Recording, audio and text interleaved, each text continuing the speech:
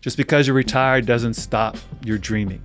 I would encourage everybody to keep dreaming and maybe dream bigger, since you don't have a lot of other matters holding you back, work, young families, wherever you might be in life.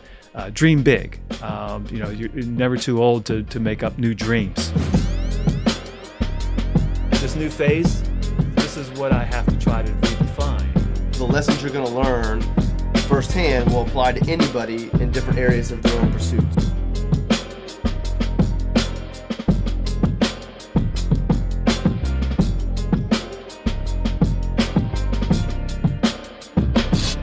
Good morning, Jay. Back at the table with you for our next episode. I want to first start by mentioning I forgot in our recording of the previous podcast that was our milestone. It was the 10th episode for us. So I think that's a good milestone, given you have to put up with me each session. So having me back, getting at least to the 10th, I think is quite an accomplishment for this bit of recording with us. So I thought that was really, really cool to get to that level. The real milestone, I think, is 3 episodes. I think the statistic is most podcasts stop at 3 episodes. So if you do more than 3 episodes, you're like in the top 10% of podcasts or something like that. So 3 was actually the milestone. So 10's even further along. All right. Oh, that's even a better accomplishment for us. So using that as a little bit of a springboard for where we're at today, and what I'd like to do with you is kind of saying, well, geez, we went through, because the last 2 episodes, right? Episode 9 was about the 6-month check-in, and then our last episode was a full year, surprisingly.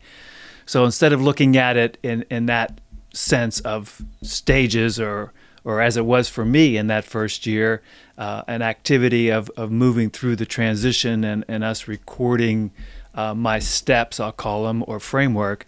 Now it's about where I want us to go today it's now putting it all together. Mm-hmm.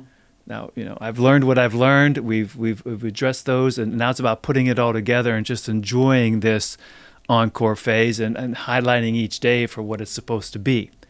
And so I want us to dive into that, and primarily I'll tee it up here in just a moment, but I'm now recognizing through our efforts and through my first year that really it's become more of a life that's embracing what I'm going to say has been your mantra, what I've always told people about RLS Wealth, and in your mentality about the financial planning of helping people identify their best day and building a plan around that, rather than, you're not necessarily a charts and graphs sort of guy and just the numbers. I always tell people you're unique in that you really focus on identifying the life people want to aspire to and drawing that dream up early and then building the plan around it. But I've since noticed that I'm just going to say you've matured through the years, and now with RLS Wealth, you're taking it at kind of like, I'm going to say, the next generation in your financial advising industry and world. And I won't steal that thunder, because I want to segue into having you define what your next generation is, because I see that very important to us, and I'm just going to focus on us in our retirement, but our encore phase. But this is how everybody, I think, should be building out their life. So I want to first start by saying I found this quote from a Sally Hogshead, and it says, "The goal's not to change who you are, but to become more of who you are at your best." Mm-hmm. So I thought about that and went, that really defines what I need to be doing now for the rest of my days. I've gotten myself to where I think I'm the best, and I know I can keep refining that. But I think now the idea is just kind of continue to become more of that and embracing what we've learned, what I've learned, and where I need to go with, and I'll let you do this in just a moment, define what that is, that new sort of mantra that needs to be happening. So before I turn it and start quizzing you a little bit and teeing us up for how we'll see this next series of discussions go, I also thought what we accomplished in our time together was that our episodes actually ended up being more of, I don't want to call it like a checklist, but I think when I look back over our episodes, it really did define sort of a framework. And I want to just list that for those who have seen previous episodes. You've been through these. For those that may have jumped around with us, you've just looked at them as one-offs. But I would like to encapsulate that and say that I think what we have laid out is a good sort of framework for people to consider when not just planning for their retirement, but also any change in life that they may be seeking. So before I turn into you, I want to first kind of summarize a little bit about our previous episodes. For example, our first episode, we just kind of introduced our concept together and where we're going. But starting with our episode number 2, we talked a lot about the pre-planning that needs to go into any sort of transition. And so again, for us, me transitioning into this phase of life, just to highlight a few things about that episode. One is I think people need to think about easing out of their work environment and work career into retirement, not just jumping on it at whatever age you decide to retire. You can go back to episode 2 and hear more of the details, but the idea of it, like easing into it, of speaking to your manager, your company, about how you can maybe start to cut back a little bit before you really decide to leave the company, of taking a lesser position, being more of a mentor to the younger team members, just getting on special projects, things of that sort of, instead of just going, okay, I'm going to decide to retire at 67 or 70 and just wait until then and jump off. I think it'd be best for everybody to kind of try to ease out of it. Obviously, you got to do everything you can about Social Security, so do your homework on that. The Medicare piece, again, there's a lot of information out there. For me, my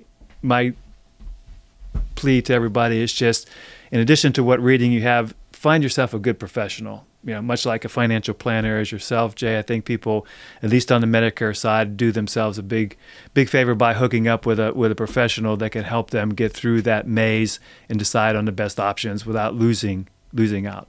For me, it was about Giordani, Medicare. They are very good and continue to be. And now that I've gone, Denise, Mom and I have gone through the renewal. They are very good about that. So that would be my advice. Obviously, there's a whole financial piece of this.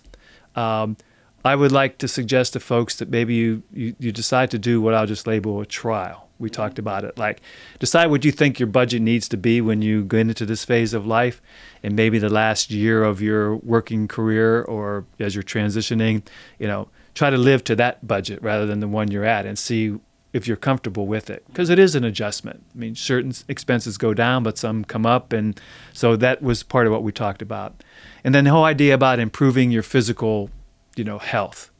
That's going to be critical for us because, as we'll talk about in a moment, being healthy should now be a lot of your primary responsibility, because you want to enjoy these next whatever number of years. We talked about a good maybe 30 years ahead of us when we retire. So living well, if you've done yourself good throughout your life, that's great. But if not, think about a physical program. But as we should always say, we're not doctors, we're not experts. Talk to your physician, whoever else you need to decide what you can do before you get yourself. You don't want to get hurt. I think a big one for folks in our framework is to deal with time management. In episode 3, I talked about that. And as much as you think, now I don't have to worry about, 14-hour days, schedules of conference calls, meetings. I've got all the time in the world. Indeed, you do, but it is amazing how quickly the time does go, even when you don't have defined structured days. So you will have to adjust a little bit. So time management is a big thing that folks need to worry about. I think a big one we talked about in number 4 was continuing the dream. Just because you're retired doesn't stop your dreaming. I want to encourage everybody to keep dreaming, and maybe dream bigger, since you don't have a lot of other matters holding you back, work, young families, wherever you might be in life. Dream big. You're never too old to make up new dreams as well as new goals. And I think that's our primary objective when we get to this phase of life. Obviously, in another checklist item, in episode 5, we talked about the importance of a financial planner. I think that is very critical for us to be concerned with the matters that go into financial planning. Keep talking, I'll see Gotcha. One big area we talked about in number 6, obviously, it was a social network. That's going to change in life. especially now this phase of life. So as time moves on, obviously you lose more and more of your primary social network, because a lot of that was what you had at work, and your teams and your friends. Those will change. Yes, you'll still have your family and your friends, but you'll even notice in the friends category, things will begin to shuffle and be a little different as well. So be prepared for that in building your time out. I think a big one for us we talked about in our episode 7, which is where I want to segue into what should become our best part of our next phase of our life here in the Encore, is working to identify a meaningful longevity. I mean, obviously we spoke a lot about how we're living much longer. Again, how we might have 30 years ahead of us to retire.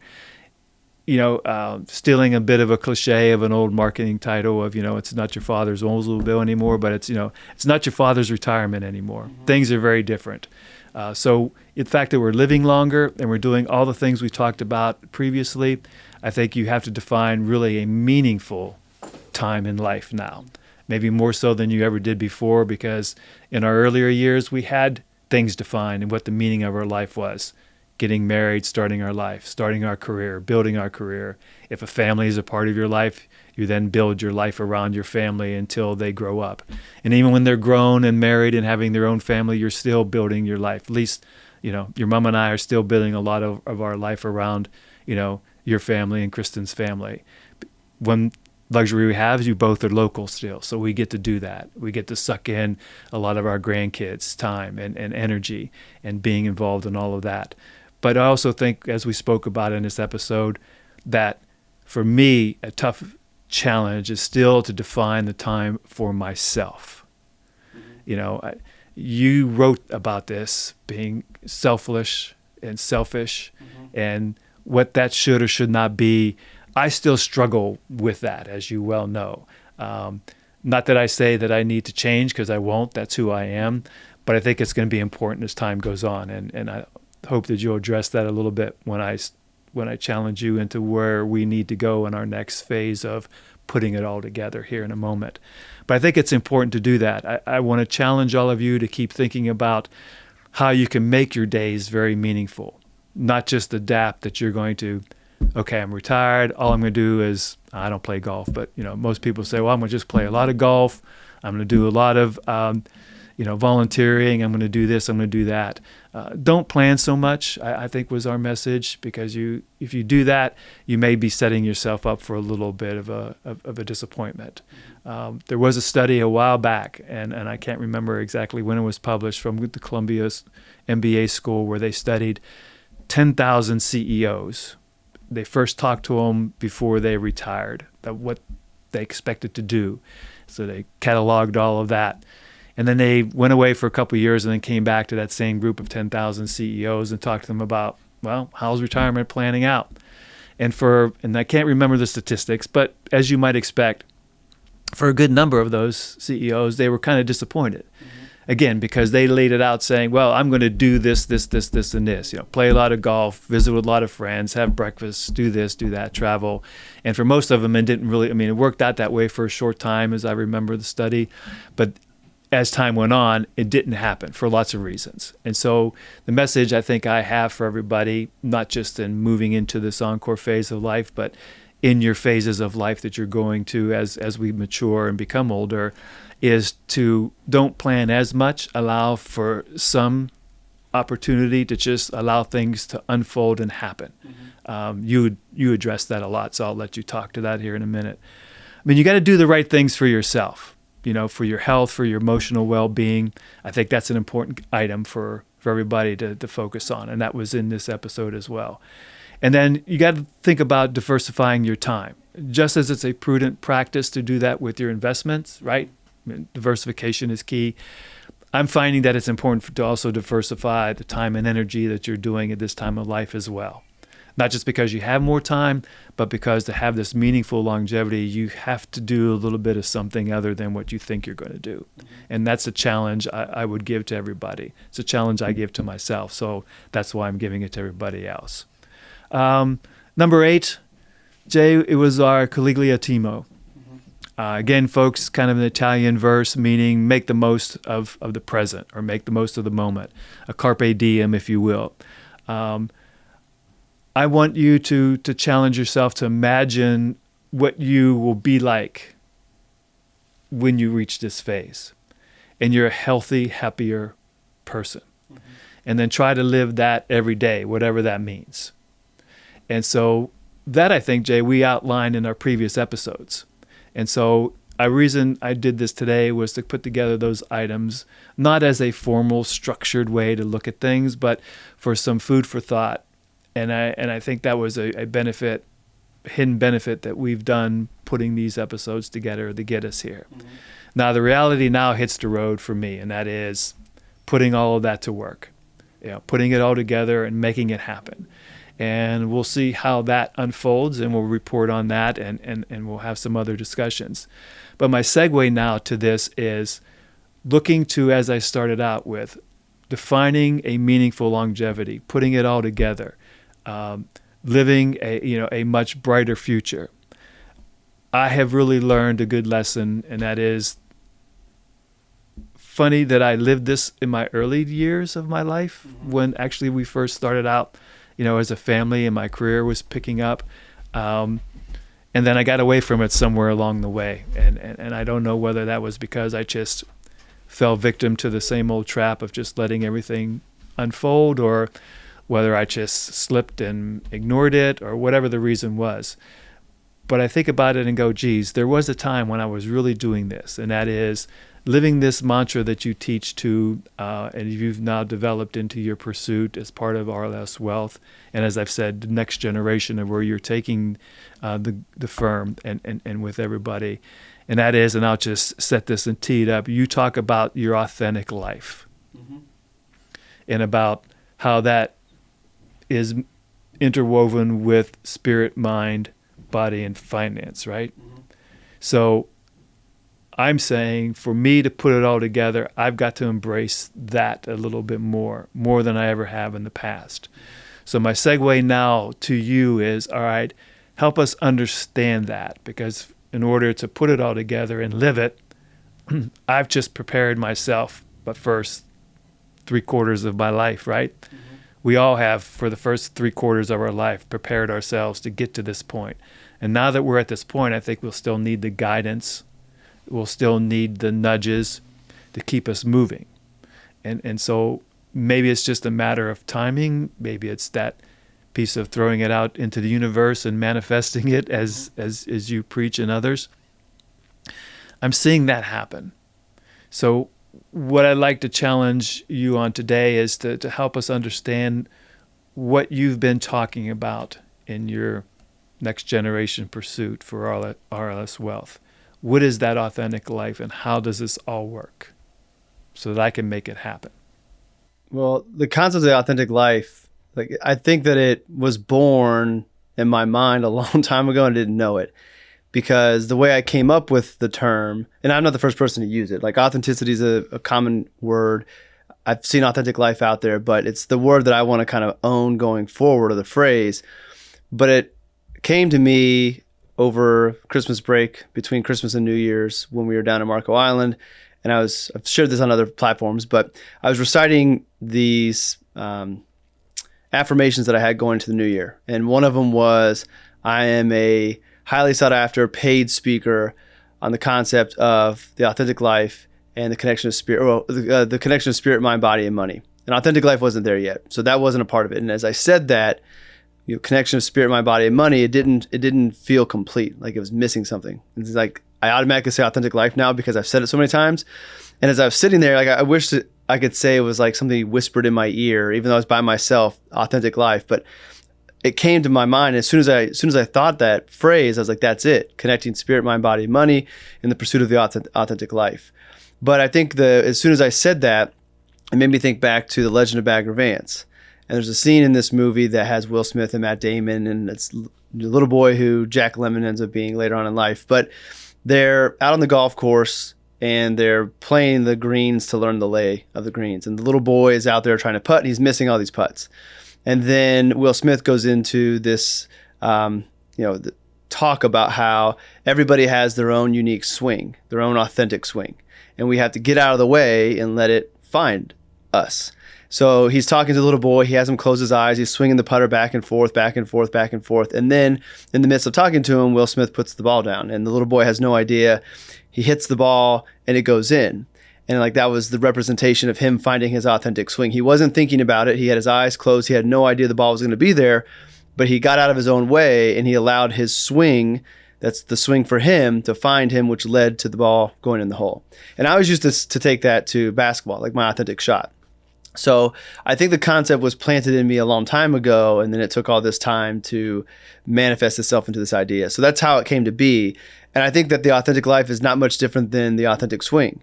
It's that we all have, if you think that like everybody, we are a collective, group of humans. We're all here together, and obviously there's tribalism, all these things that come once you influence man, or man influences people. But at the end of the day, I think we're all here to work together to create a greater life. So we all have this unique place that we fit in, that we do something that nobody else can do as well as we can. So, Michael Jordan, no one can play basketball as good as him, and so forth. So we have these unique roles that we need to fit in that are authentic to us, that only we can do and nobody can do as well as we can. But I don't think very many people ever find that, because there's so much influence at a young age and on of this is what you need to do. This is the life you need to leave. You need to go to school, go to college, get married. Like there's all these influences placed on us, and that's the path we think we're supposed to go down, which may or may not lead us to our authentic life. For some people, that is their authentic life. But for others, I don't think it is. And I think that the easy way to determine what's lacking in your life and if you're living your authentic life or not is, are there things you wish you could be doing? And if so, then those things need some attention, whatever it may be, regardless of what anybody says. It could be anything. Explore those things and see, do those need to be a bigger part of your life? Maybe whatever that interest is that you wish you could do, but you don't have the time, or you don't have the money, or all the other excuses that may exist, that may be the thing that leads you to the one thing in the world that you can do better than anybody else that we need you to be doing. So the concept of the authentic life is just living life on your terms. Busting out of the box that we're put in and doing the things that you want to do that make you happiest, that make you the best, so you can be the better for everybody else. And there is that kind of fine line between being selfish and selfless that I wrote about before. And that daily note was saying that sometimes when you're selfless, you're actually selfish, because a lot of times when we're selfless, we put others before ourselves and neglect who we are. It could be neglecting our health, could be neglecting our mental, our mindfulness. It could be neglecting our desire to do something, but we don't do it because we want to please other people. And there's this fine line where you have to put yourself to be the best that you can be, so then you can be the best for everybody else. And the easy example is just taking care of yourself, taking an hour a day to go exercise, so you can be healthier, so you can be better, so you can be sharper. And even though your family, friends, clients, whoever it may get 1 hour less of you because you've taken that time for yourself, the time that they do get is better than if they had that extra hour you took back from them. That makes sense. Yeah. They're getting more of you. They're getting a higher concentration of you in a shorter amount of time than if you were not taking care of yourself and trying to give them more of yourself. So the authentic life is just the life that you feel called to live.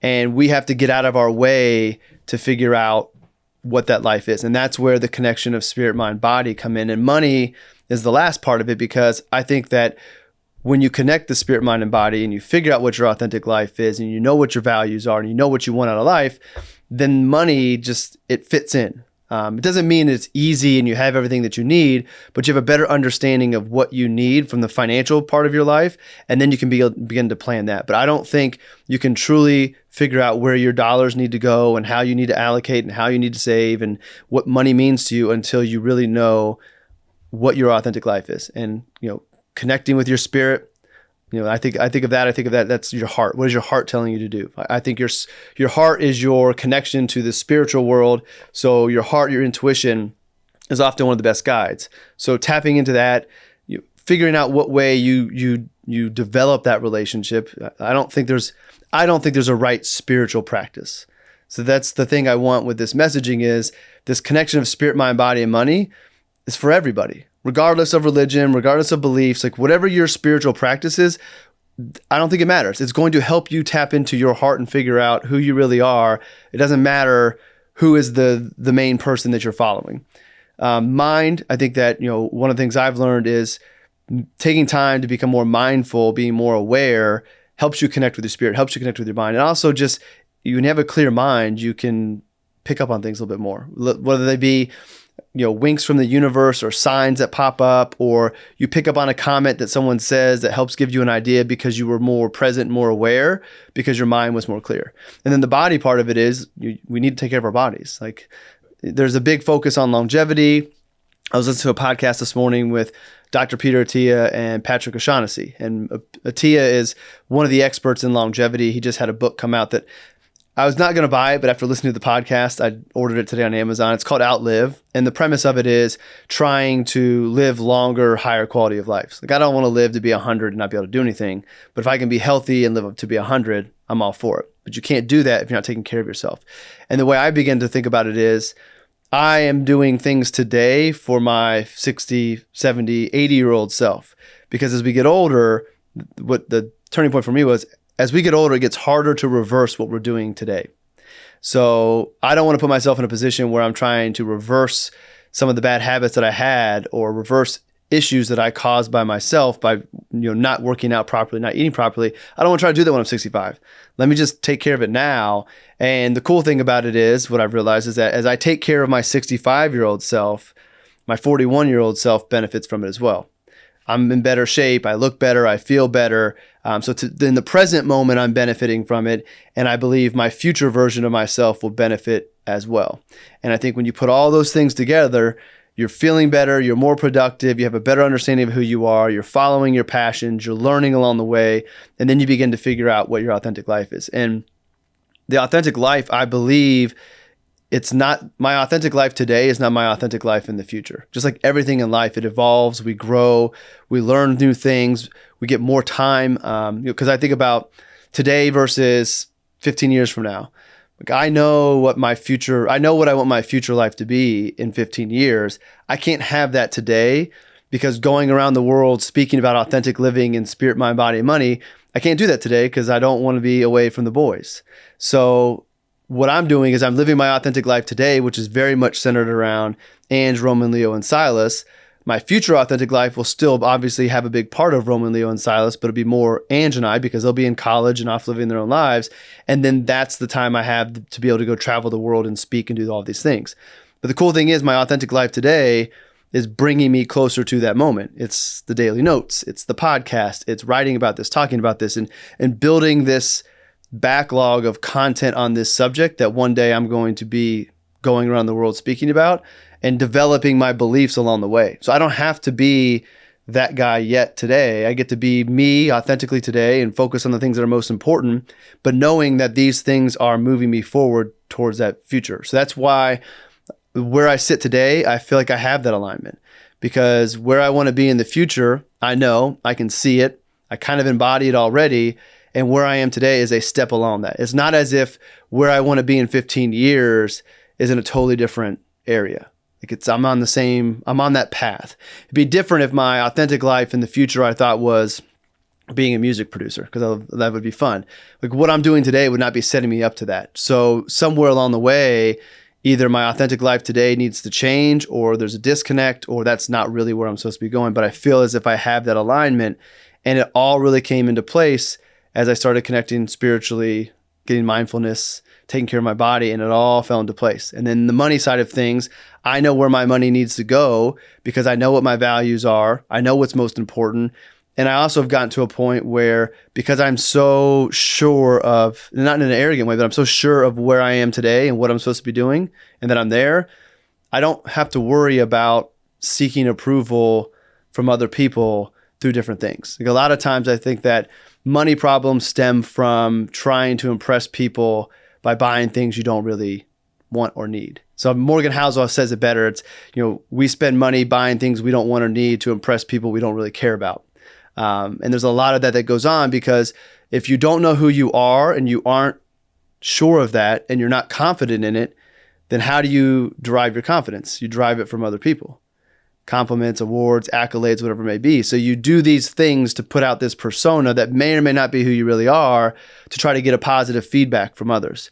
But when you have found that authentic life and you're living it and you're evolving with it, you already know, like, the confidence comes from within.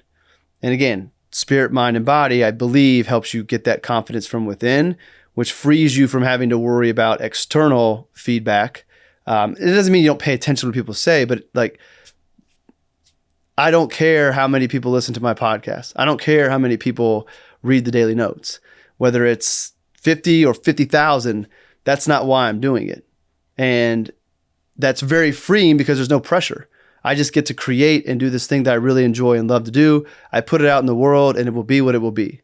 And that's very, very freeing. And that's just one area that plays out. It's not just content, it's everything. So that's what that to me, that's when I think about authentic life. That's what it is. And I'm sure that the definition will evolve over time, because as I'm writing and reading and thinking on this, I'm picking up other little tweaks to it or changing things to it to try to get it right. And there may not be a end all be all of the authentic life, but I think the very simple thing is it's the life that you feel you're supposed to live without the influence of others. It's what just feels natural to you. Yeah.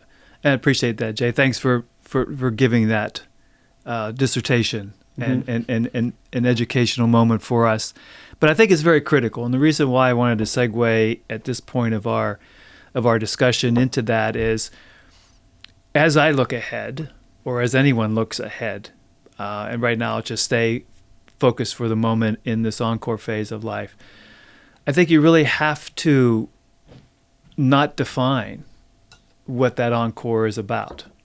I think it's easy, as we've done throughout our lives, where, especially in our country, you have that dictated, phased part of life, right? I mean, you grow up to a certain point in life, go to college, go to grad school, possibly go to professional school, depending on, if you wanted to be a doctor or attorney or something else.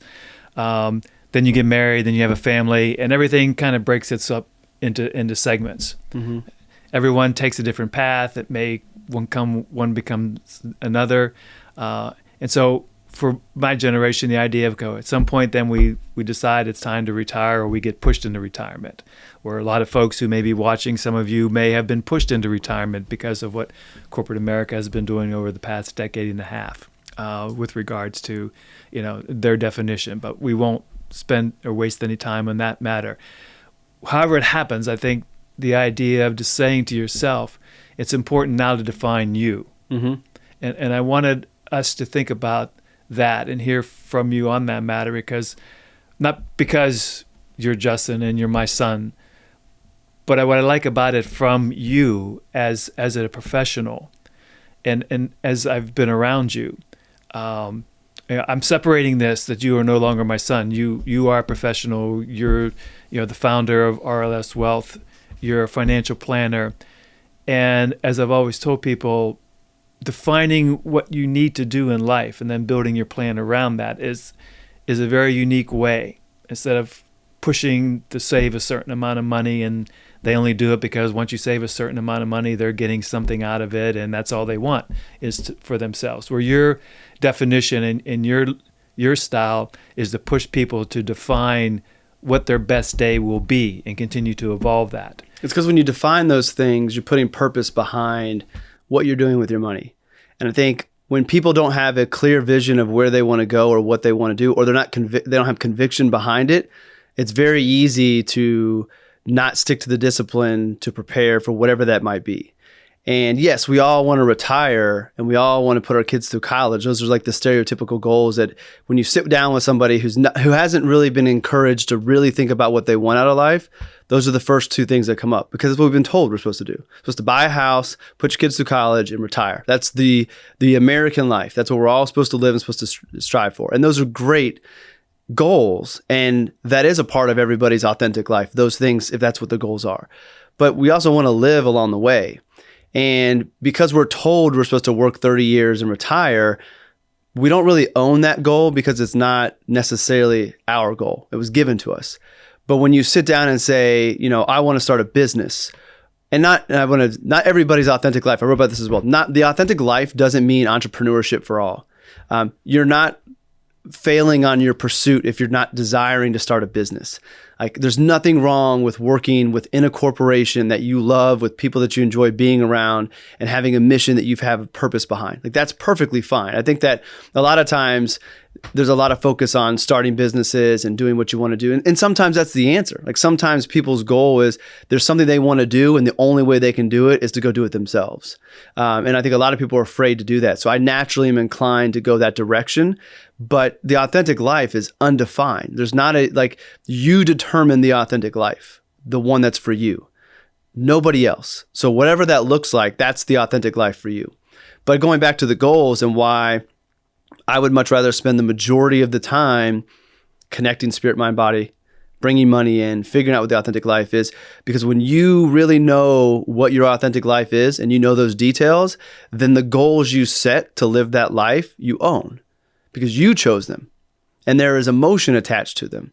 And then now, whenever you have to make some choices, trade-offs, if you're not in a position where you have unlimited dollars, you have to make a trade-off. You have to do some deferral of enjoyment so you can hit these goals. It becomes easier to do it because the reason you're sacrificing something today or delaying something today is so that you can have this thing that is that important to you. That's different than just, you're supposed to work 30 years and retire. So I think that, where I've positioned things going forward with new clients that might come into RLS Wealth, which I don't have a desire to grow it very fast. I've been very clear to my clients that, hey, everybody in, I'm riding with you for as long as you will have me. I'm not changing anything that we're doing. But for anybody else that we might let into the family in the future, I want to spend more time being really, really intentional about spirit, mind, body, and money. And if that finds its way into my existing clients, outstanding. Like, I'm there for that. They don't have to make any changes to our relationship, but going forward, that's the focus, because I think that is going to bring more meaningful conversations and planning opportunities, and it excites me. And it's what I have experienced personally, and I've felt the impact of it, that I want to help other people do it as well. So I think that a big part of the future of the profession of advisors is going to be more, whether it's advisors helping spirit, mind, body. I don't necessarily know everybody's going to do that, but it's going to be more about, tell me the life that you want. Like, okay, I know retirement's there, but what are the other things you want to do between now and then? And let's prioritize those and figure out this balance between preparing for the future, but also doing the things today. And regardless of what those may be, everybody's thing is different. We compare ourselves to what other people are spending on and what they're doing. And, you shouldn't spend, like people say, you shouldn't spend money on this. And at the end of the day, we all have that thing. Some people like to dress in a certain way. Some people like to have a car. Maybe it's a house. Maybe it's an activity, whatever it might be. Everybody has that one or two things that they spend more money on than other people do. And I don't think there's anything wrong with that when you know what your things are and you build it into your finances. So like for me, my focus going forward is experiences and time. Like those are the things that I want to, in health, like where I spend more money on is health, whether it be exercise and yoga and trying to eat healthy, spend more there than the average person. Spend more time, more effort trying to buy time so I have more time with the boys today, and then experiences. And that will change over time. And I think that, again, if you build that into your plan and that's accounted for and it allows you to reach your goals, there's nothing wrong with that. But people don't sit down and to define the goals that they really want and to define the things that are higher priority for them today. So if you look at my budget, you say, oh, you spend way too much money on healthcare stuff.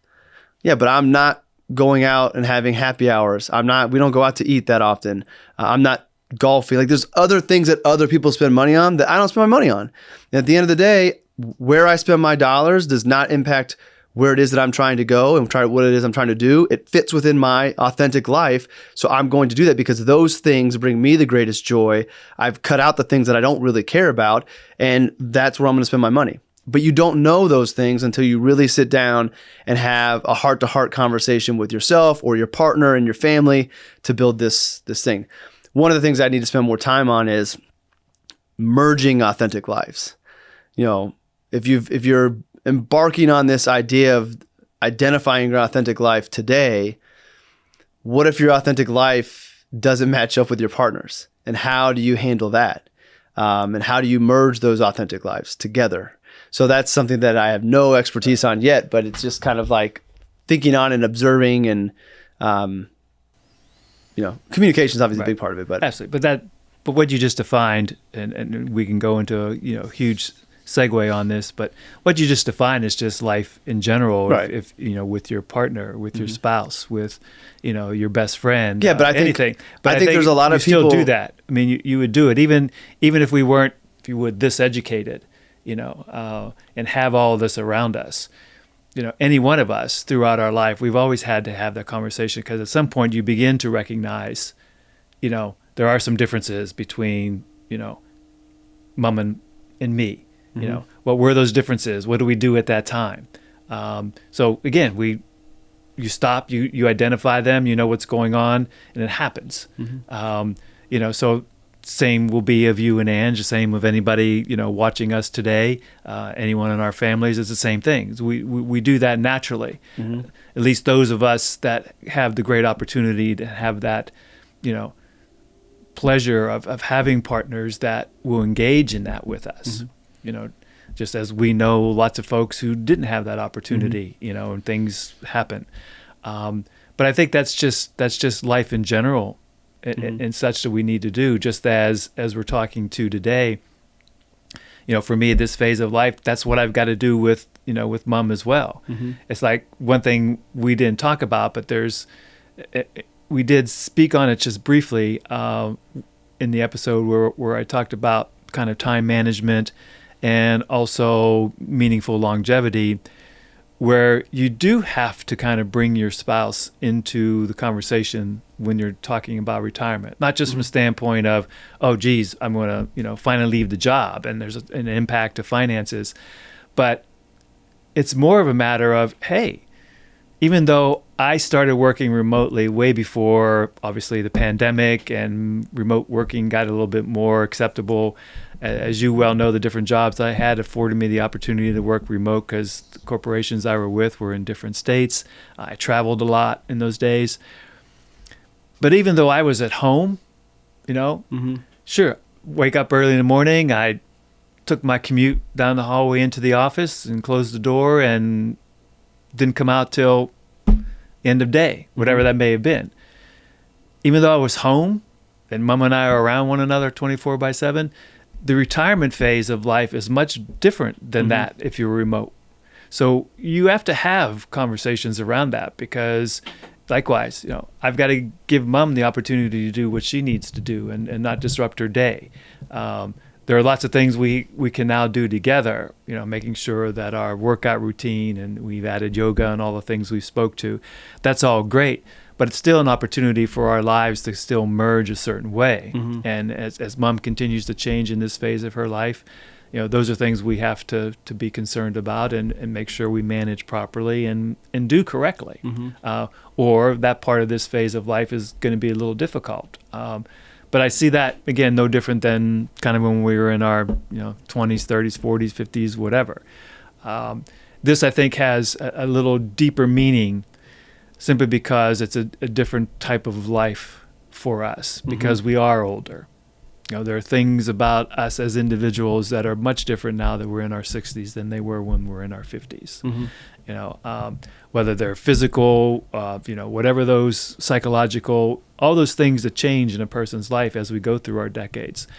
I think we never dealt with it, but there's so much written in many studies about all of that part of our life that has to be, more cognizant to our efforts going forward. And that's why I wanted to address it today. It's just not putting together what we've talked about, not getting me to this phase of life, but now the idea of living this life, because this is now my life, that has to take on a whole different thought process. And as I said, it's not the retirement that everybody was accustomed to for many reasons. Obviously, one, because, and why we're here today talking about this, is because we are living so much longer. And if we're blessed and taking care of ourselves allows us to be blessed in that way, and we're living, people are in their 80s, just as we've experienced in our family, everybody in their 80s quite healthy, still living good lives, still living in their own homes, even now in the 90s, my mom has what she has, but she's still doing well in her 90s. Mom's mom is doing well, even though she's in her 90s. Yeah, they're slowing down, but we still have to be considerate of what are we going to be like? Just as you said, well, you're taking care of your 65-year-old self now. That's true. But when you get to 65, who knows, right? Which is your point. The reason for going on this kind of circular discussion is I think where people need to really begin to have some serious thought if you haven't had it already.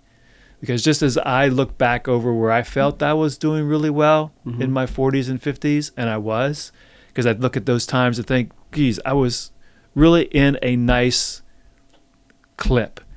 Things were working very well at the organizations I was within. My positions was solid. I was, involved in industry activities and committees, doing some speaking, doing some traveling. We were having a good life as a family. You and Kristen were doing good things. We experienced all of that. Now, for me and Mom, it's about the grandparent phase of life, right? It's now pouring all of our energy into your 3 boys, into Kristen's, son and daughter. Collectively, we have all of them, 4 grandsons and a granddaughter. All of what that means and will mean as we go through this next phase of life. That's why I feel that it's important for those listening to us today is to embrace the challenge of being more than you thought you could be in your retirement phase. Not just settle for, what you thought it might be, because it's not going to be what you thought it was going to be. I will guarantee you that. Even those that I've spoke to who retired before me and who say they're just loving this life of doing nothing, that they're suited for this doing nothing, when I press them a little bit more on that matter, they're just comfortable with understanding that there really isn't anything. They just wake up every day and whatever the day brings is what they do. Versus for me, as you well know, I need a little bit of structure. Thankfully, to you, thanks Jay, and to RLS Wealth making me a part of this, gives me that part-time opportunity to stay engaged and to have a purpose. That's important to me. I'm just not an individual that can throw that aside and just sit back and do nothing but whatever brings. I do love that part, but I think the future for me to be effective and to be meaningful, I'll have to continue along this piece of discovery, of keep challenging myself to be more, to be the best, right? As I started out with the quote, right? To do and be more of your best, I think is critical. And in any literature that you pick up, just as you identified in an early episode, I referenced this book, and I'm just bringing it up because I think it's a good reference book for folks to kind of pick up and read. It's a little, I won't say dated only because it was published in 2009, but when you read the material in here, it talks about a long, bright future. It's by Laura Carstensen. She's a PhD, and she's the director of the Stanford Center on Longevity. In here, there's a lot of what you have just talked about, what we examined based on studies that Stanford put together and such. But the most important theme throughout this book is that it keeps challenging the norm. So my words today about putting it together and first to me is to keep challenging the norm of what I thought retirement was going to be or what I thought I might be at whatever it is. Not to make it work. Mom tells me that I'm still making retirement like work. She's right. I still am making this a little bit more like work than I need to be. So I have to get better at that. And I know Mom will help me get better at that. I know you will help me get better at that. I know Kristen will. Kristen does so as well. The grandkids are definitely going to challenge me. It's a challenge just from the standpoint of having 4 very active grandsons. Even though Salas is just coming into his own, we can see in Salas that he's going to be just as crazy active as the other 3 grandsons, maybe even more with Silas. Kaya has her space, and she has her zone and her lane, and that's going to be challenging. I think for me, the grandparent phase is to do more of what I can, of making sure that I can give them a little bit of what I gave to you and Kristen along the way, whatever that encouragement is, whatever that advice is, lessons that I can, pass on to them. The goodness is that, that's a piece that I get to live. Mm-hmm. Many people don't have that opportunity, so that's a part of it. So for me, it's about enjoying the days, right? Waking up, letting the day unfold, let it be what it's going to be, rather than saying, this is what I'm going to do every day. So my words today is just keep defining the day, keep allowing yourself to push forward, challenge the norm, and then do what we can to build on that spirit, mind, and body. Mm-hmm. And then keep looking to you on the finance part of how we keep blending that. Mm-hmm. So before I kind of close and give you some closing remarks, I just wanted to talk. I've got to ask, though, I think for you as the financial planner and for members of the family and for those in the industry, I've got to imagine having I'm just going to call it, mentality or your thought process of spirit, mind, and body leading into the finances has to make the position feel better, right? Doesn't it? I mean, being maybe a little bit on the leading edge of that and how that works with your clients and working with them, that's got to make the position a lot more fun, right? Yeah, I mean, I think the thing that makes it fun is just the belief that if I can help people make that connection however they're going to make it, but at the end of the day, help them figure out the life they really want, and then help them, take my tactical knowledge and planning knowledge to help them live that I'm, making a difference in people's lives. Not that they wouldn't have lived a good life if they would have maintained the path they were on, but if I can help them figure out the path they believe they should be on and help them overcome the fear of how do I make that work financially and build out a plan that they get to leave that path to go down that path.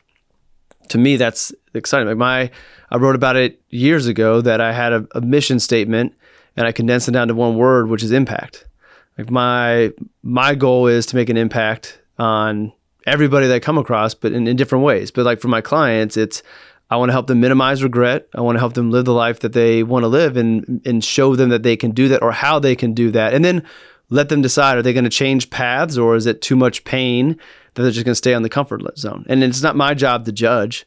It's just to help them see, here's how you can get to where you really want to be and you feel you should be, and here's how you can get there. And then, empower them to make that and be there to help them out. But yeah, I mean, I would have never said that I was the most technical financial advisor, meaning like I'm not going 3 decimal points to the right to try to find the maximum and most optimal portfolio. And because at the end of the day, I think that with finances, there are low-hanging fruit that everybody should hit. And then there's the next level that an advisor can help you bring to and be more strategic with tax planning and those types of things. But I think really for someone like myself, who's not going to be diving super deep into the spreadsheets and doesn't have clients that want or need that, my biggest strength is helping them figure out what they want.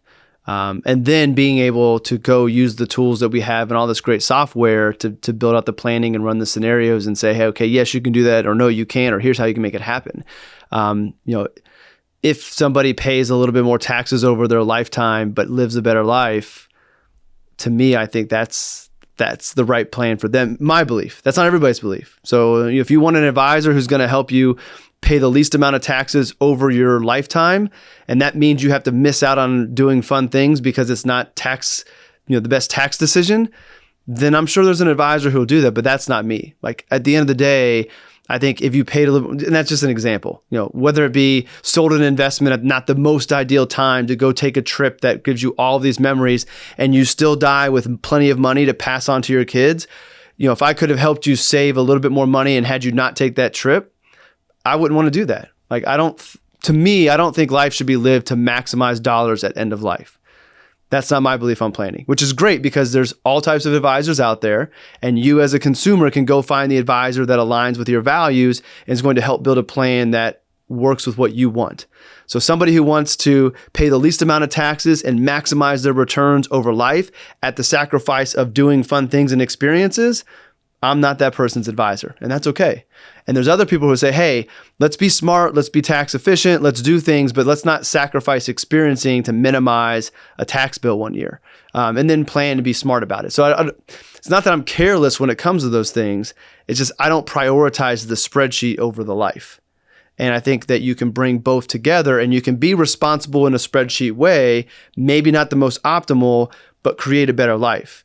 And, I wrote it in today's daily note. Bronnie Ware was the woman who worked with people in the last 3 to 6 months of their life. And she wrote a book about the 5 regrets of the dying. Not one of them had anything to do with money. It wasn't, I paid too much in taxes. It wasn't, I wish I would have had more money at death. It was, I didn't get to be who I wanted to be. I wish I had the courage to express myself.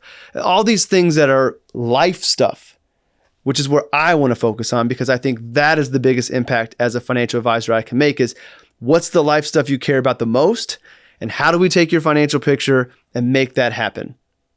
To me, the life stuff is more important than the money stuff. And I always backtrack on that. After you get past a certain, like, we're talking about people who have gotten past the struggle of being able to provide for their family and meet ends meet. Like that. Who I'm talking about being able to help is past that. But I also think that those conversations aren't just reserved for the high net worth people.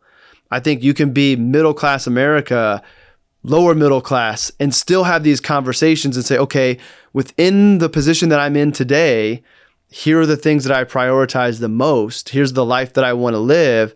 How do I take what I have and live that life? I think anybody can prioritize the things that matter the most to them, because there's a lot of things that can be prioritized that don't necessarily require a lot of money.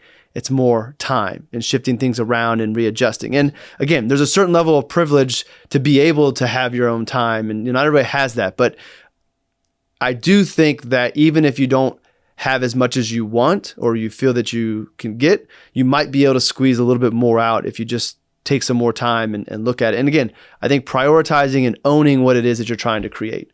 When you're owning it and it's your thoughts, it's your vision, then it becomes easier to make adjustments. When it is just, programmed in you that you're supposed to do these things, then it's not as impactful, and it's easier to not stick to what you need to do to get it done. Right. And on that note, lyric from an old Temptation song, when I live the life I love and love the life I lead. Mm-hmm. And I think it's very important for myself to embrace that, mm-hmm. and to work on that and now going forward. Mm-hmm. I've done what I could do. We've recorded on that. We've reported out on that. We'll need to do a lot more going forward, and I know that. But today is about putting it all together and moving forward to mm-hmm. live the life I love. Mm-hmm. And that's, for me, that's pretty easy, because it's going to look and feel a lot like the life I've led, because mm-hmm. that's what I love. Mm-hmm. As you know, it's all about family. It's all about friends. Mm-hmm. And I have that I'm living the life that I love. Mm-hmm. But I just need to do a little bit more to make sure that continues to happen in a much, I'll just say, slightly better way mm-hmm. than I did in the past, because I let so many of the bad habits that I think we gather growing up and doing in life when we think we're doing the right thing. Indeed, it ends up that we know we're doing the right thing, because it's you're doing to take care of your family. You're doing to take care of friends. Whatever that is, you do. So it is the right thing to do. But if you could have a little bit of that hindsight and go back and adjust a little bit, mm-hmm. I probably would have done a little of adjusting. Nothing significant, because you know how I am, kind of conservative on that risk factor. But now for me, at this phase of life, it's going to be more of an opportunity to be a little more riskier, and whatever that means. We got to wrap up soon, yeah. But okay. We should revisit in the future how your conservativeness actually was more risky. How your lack of comfort to take that final leap and take some of that risk ended up biting you in the ass more than if you probably would have gone and take that risk. That'd be a fun conversation. We don't have to get too far into the details, but I was talking to younger client this week, and I just said that, sometime when it comes to risk, what we perceive to be safe is not actually as safe as the risky side of things. And I just think about the easy thing there is just corporate America. Like, it's deemed to be safe to have a career within corporate America, have a salary, have benefits, have 401k, like that's safe. And if you gave that up, you're taking on a huge risk. But as you have experienced and people are experiencing now, like that's not necessarily as safe as you think. Where if it's in you to be an entrepreneur, once you get past the beginning phase, because not all businesses succeed, but once you get past the beginning phase, being an entrepreneur, I think ends up being a lot safer than potentially being at the whim of Wall Street earnings needing to be met, leading to layoffs. So this perceived conservativeness that you had actually probably kept you from some of the things that you wanted to be able to do had you just taken the risk. So it'd be an interesting conversation. No doubt. Yeah, that would probably be a good one. So yeah, on that note, let's so thanks to everybody joining with us again. That camera's dead. Look at him there. Yeah, the camera. Okay. All right, we're dead. So anyhow, thanks very much for joining us as always. Please like us or share us. We really appreciate Jay. As always, it's always a great time being here. So for all of you out there, again, right, never quit searching, never stop seeking out your greater purpose. So with that, guys, have great days, be safe, enjoy as you can, and we'll see you on the next time. See you in the next episode. Yep.